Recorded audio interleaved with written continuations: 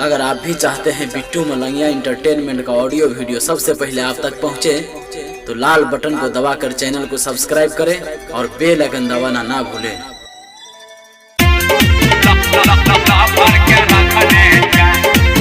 अखन अपने सब सुन रहल छी बिट्टू मलंगिया इंटरटेनमेंट के।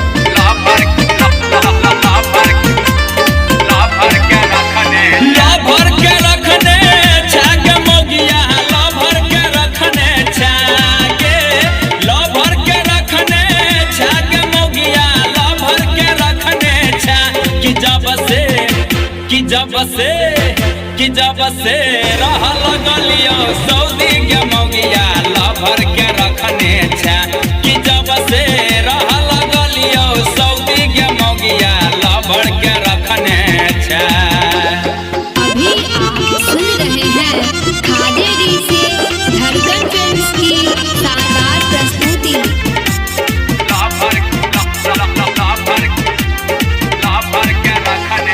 जखने हम तोरा फोन करे छियो नंबर बिजी बताबै छो लभर रहै छो होल्डे पहर दम हमरा बड़ा सताबै छा जखने हम तोरा फोन करे छियो नंबर बिजी बताबै छो लभर रहै छो होल्डे पहर दम हमरा बड़ा सताबै छा। बीपी तू किया बढ़ाबै छा मौगिया बीपी तू किया बढ़ाबै छा बीपी तू किया बढ़ाबै छा मौगिया बीपी तू किया बढ़ाबै कि जब से रह लगलियो सऊदी के मौगिया लभर के रखने छा कि जब से रह लगलियो सऊदी के मौगिया लभर के रखने छा।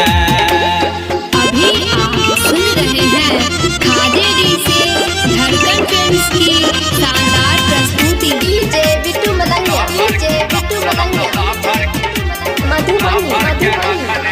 अगला महीना एबो के मौगिया देबो पीठी ससार के तोरा पर हम विश्वास जे केलियो देहला इज्जत उतार के अगला महीना एबो के मौगिया देबो पीठी ससार के तोरा पर हम विश्वास जे केलियो देहला इज्जत उतार के।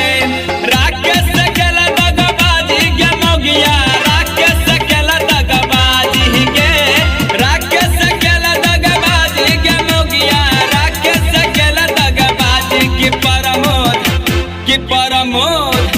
परमोद देव तो दू चार लाठी के मौगिया लभर के रखने छा कि परमोद देव तो दू चार